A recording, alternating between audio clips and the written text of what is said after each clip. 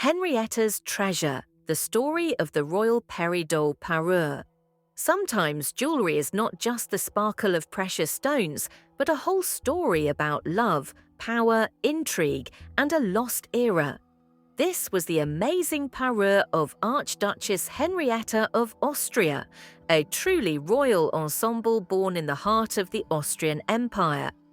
Around 1825, when Austria was in its heyday, a luxurious set consisting of a tiara, necklace, earrings and brooch appeared at the imperial court.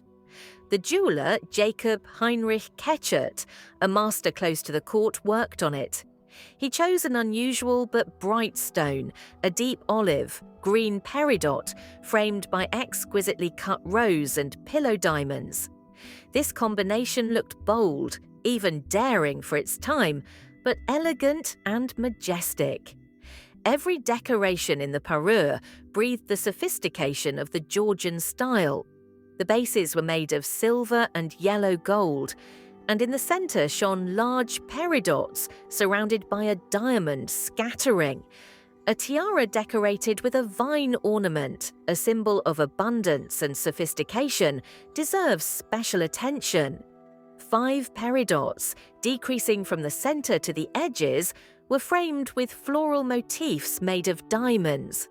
The tiara had a hidden function.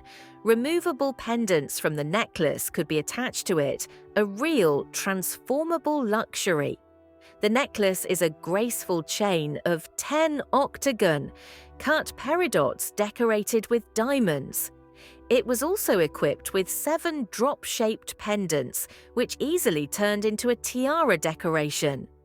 Girandole earrings and a brooch were not inferior in elegance. Peridots and diamonds were collected in flower clusters, complemented by removable elements. The kit has been thought out to the smallest detail, both functional and incredibly aesthetic. The first owner of the parure is Henrietta, née Princess of Nassau-Weilburg. Her husband was none other than Archduke Charles, a military hero who fought against Napoleon himself.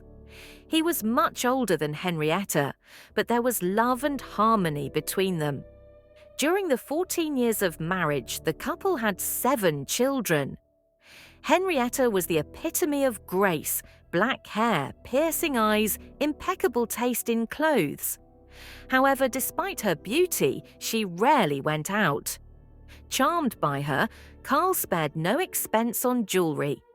It was he who presented her with a magnificent parure with peridots. Alas, happiness was not eternal. At the age of 32, Henrietta died of pneumonia, complicated by scarlet fever. But the parure remained as a reminder of her radiance. Over time, the headset was inherited by Henrietta's grandson, Archduke Friedrich, and his wife, Isabella von Croy. Unlike Henrietta, Isabella did not belong to the most noble families. She sought to establish herself in high society and was not shy about intrigues and conspiracies. Her ambitions reached the point of wanting to become related to the heir to the throne, Franz Ferdinand, by marrying one of her daughters to him. But Franz chose love, not dynastic calculation. Countess Sophia Hotek became his chosen one. This was a blow to Isabella, who unleashed a war of behind-the-scenes intrigue, which eventually complicated her husband's career. In 1914, Friedrich retired. He returned only after the tragic death of Franz Ferdinand in Sarajevo. Friedrich died in 1936 when the Austro-Hungarian Empire had long since sunk into oblivion. Shortly before his death, parure was sold to the Czech Coudenhove-Kalergi family. The jewelry has been stored in a bank safe for decades, forgotten and hidden from the world. It was only in 2000, after the death of Countess Marina, the daughter of the owners, that the parure was rediscovered, and they were shocked by its splendor.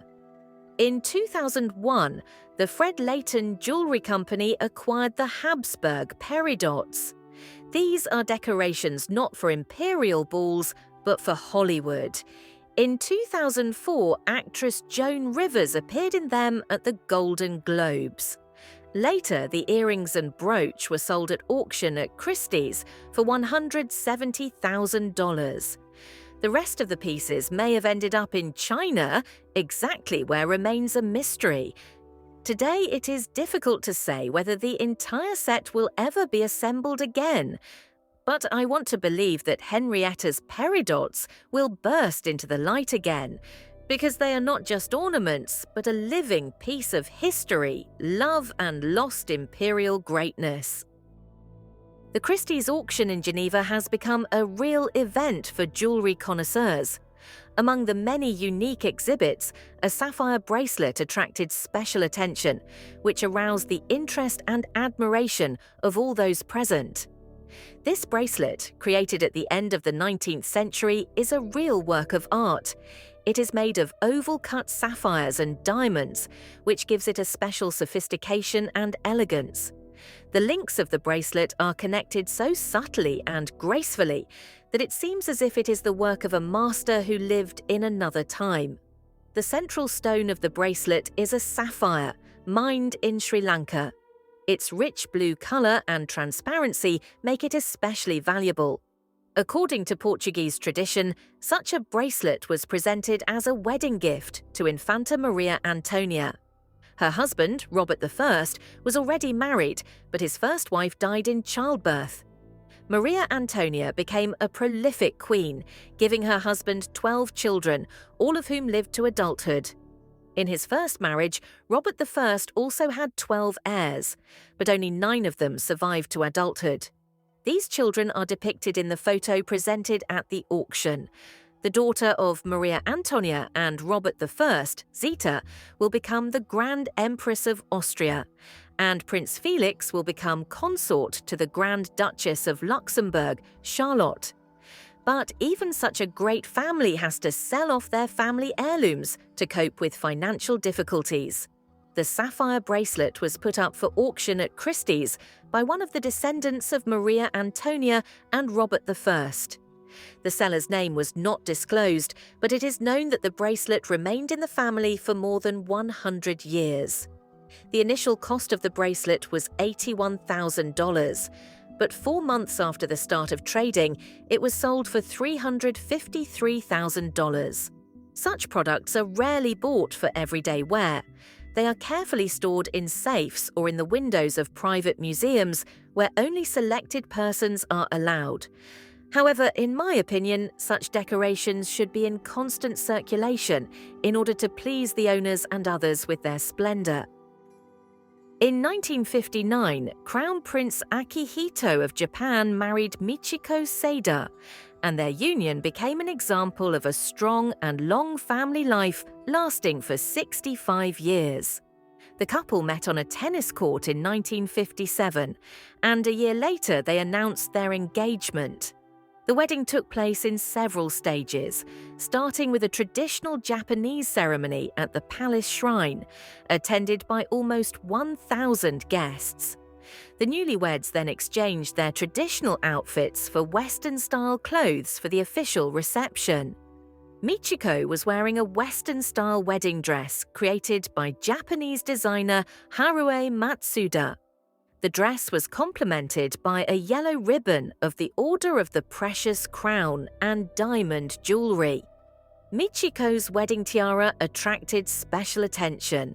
According to the press, it was decorated with 1,000 diamonds with platinum elements. This tiara previously belonged to Empress Teimei, Akihito's grandmother, and it was slightly redone for the wedding of the young. Michiko wore this tiara and other jewelry throughout her time as Crown Princess. In 1989, when her husband ascended the throne, she gained access to the imperial jewels. A few years later, she handed over the wedding tiara to the new Crown Princess, when Crown Prince Naruhito married Masako Owada in 1993. On the day of the royal wedding, Masako also wore a unique diamond tiara and a mirrored necklace, emphasizing her grace and sophistication. Emperor Naruhito and Empress Masako became the reigning imperial couple of Japan. In 2019, on the day of Naruhito's coronation, a grand celebration was held in Tokyo. At this event, Masako's daughter-in-law, the new crown princess Kiko, made her first appearance in a family necklace and tiara. Since then, this tiara has been officially considered the main tiara of Japanese crown princesses. Jewelry rarely stays in the same family for centuries. Owners die, lose their fortune, and pass on their legacy to those who can't always keep it.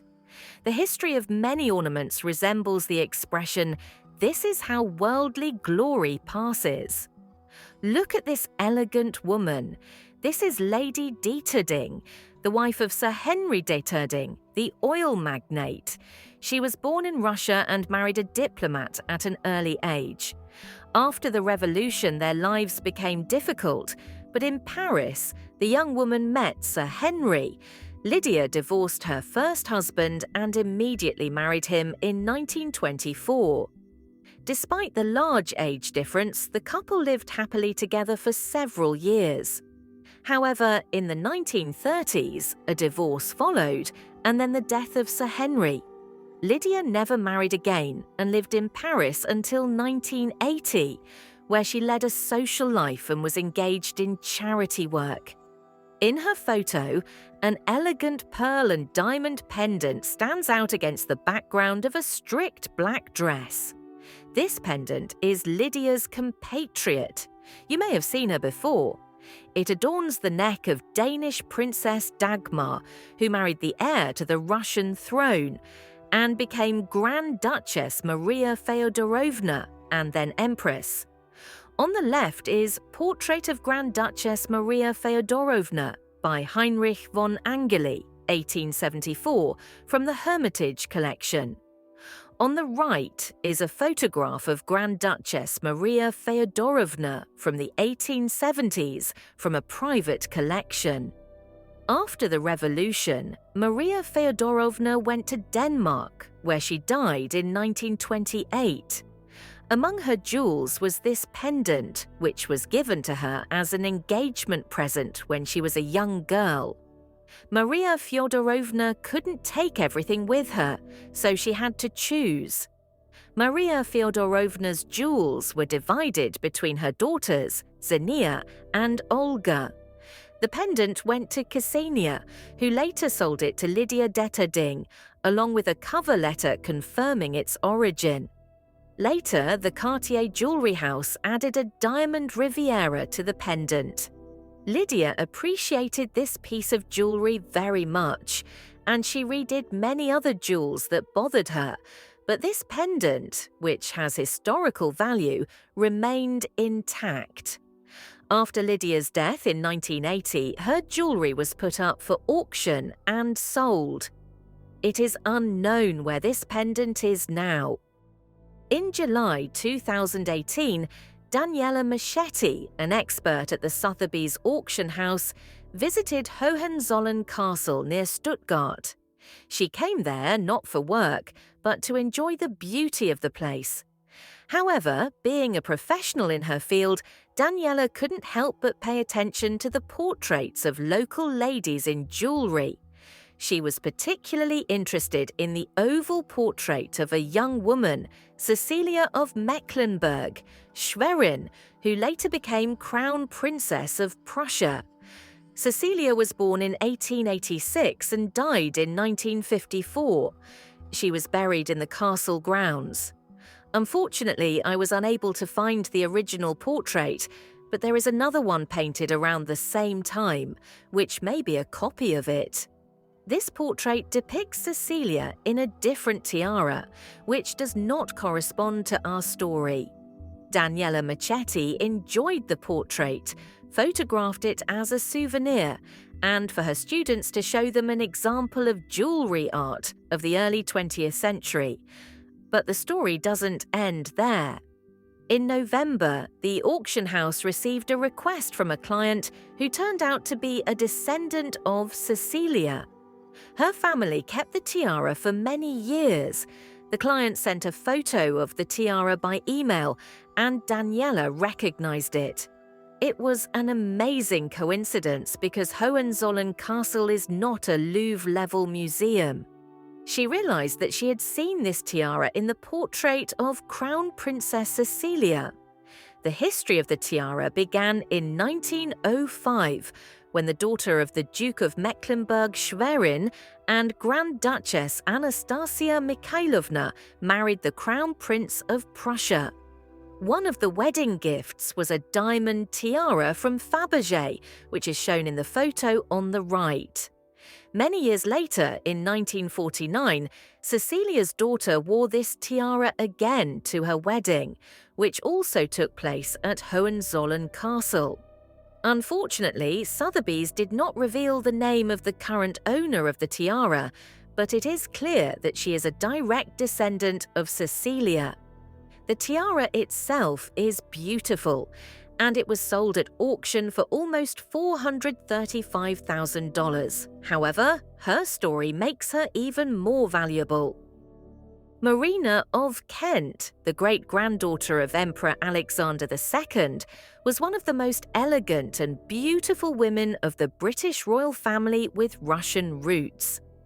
Her mother, Grand Duchess Elena Vladimirovna, was the daughter of Maria Pavlovna and Grand Duke Vladimir Alexandrovich, the brother of Alexander III. After the revolution, the family found itself in exile, but Maria Pavlovna managed to preserve and export to Europe almost all the family jewels. To save the jewelry collection, the Grand Duchess hired an English agent who managed to enter the Vladimir Palace in revolutionary Petrograd. He secretly took out the jewelry, packed in an ordinary suitcase, and shipped them abroad. Later, Maria Pavlovna made a will in which she distributed the relics among the children: pearls to Kirill, emeralds to Boris, rubies to Andrei, and diamonds to Elena Vladimirovna. Life in exile turned out to be difficult. After the revolution in Russia and the unstable political situation in Greece, where Eleanor lived with her husband Prince Nicholas, the family faced financial difficulties. To ensure a decent existence for herself and her children, Eleanor was forced to sell off most of her inheritance, including the famous Vladimir tiara. This piece of jewelry later became part of the British Crown's collection and was especially loved by Queen Elizabeth II. However, not all the jewels were lost. According to historians, one of the few surviving jewelry is diamond girandole earrings, which presumably previously belonged to Catherine II herself. These earrings were distinguished by an unusually expensive and old-fashioned cut using large stones, which indirectly indicates their imperial origin. Massive, multi-layered with pendants, they corresponded to jewelry tastes of the 18th century and were uncharacteristic for jewelry of the beginning of the 20th century. Maria Pavlovna, as the closest relative of the imperial family, had access to the crown jewels and probably received these earrings for personal use. Later, they passed to her daughter Elena Vladimirovna, who, in turn, bequeathed them to her youngest daughter Marina. In 1934, Marina became the wife of Prince George, the brother of the future King George VI.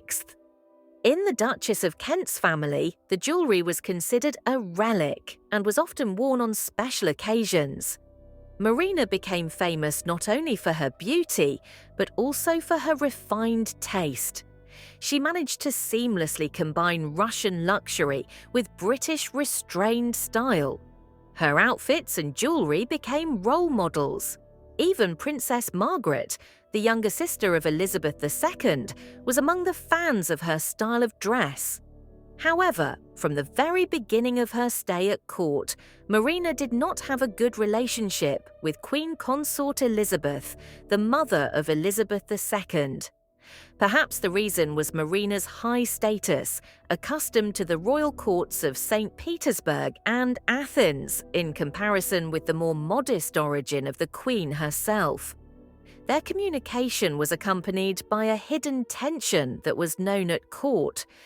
Girandole earrings, supposedly created by French craftsmen around 1770, have become one of Marina's most notable pieces of jewelry.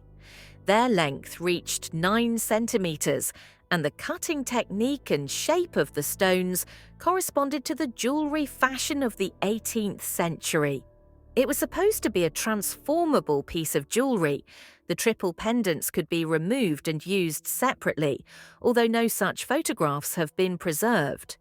The Duchess of Kent often complemented her earrings with a diamond brooch in the shape of a bow, a gift from Nicholas II for her mother's wedding.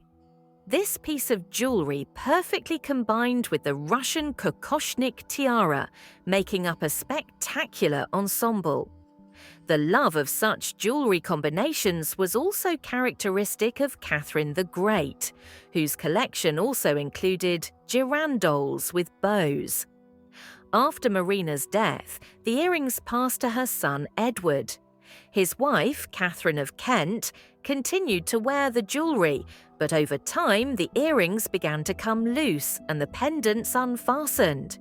According to her, she had to look for them literally on the floor during receptions.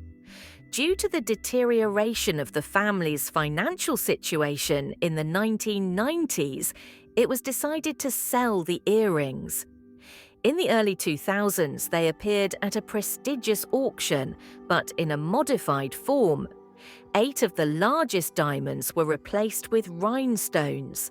It is not known who exactly made this decision, the Kensky family or the subsequent owners. The earrings were bought by the Phillips Jewelry House, which later began renting them out to celebrities. In 2007, these earrings, which had lost some of their former splendor, were worn by Kim Kardashian.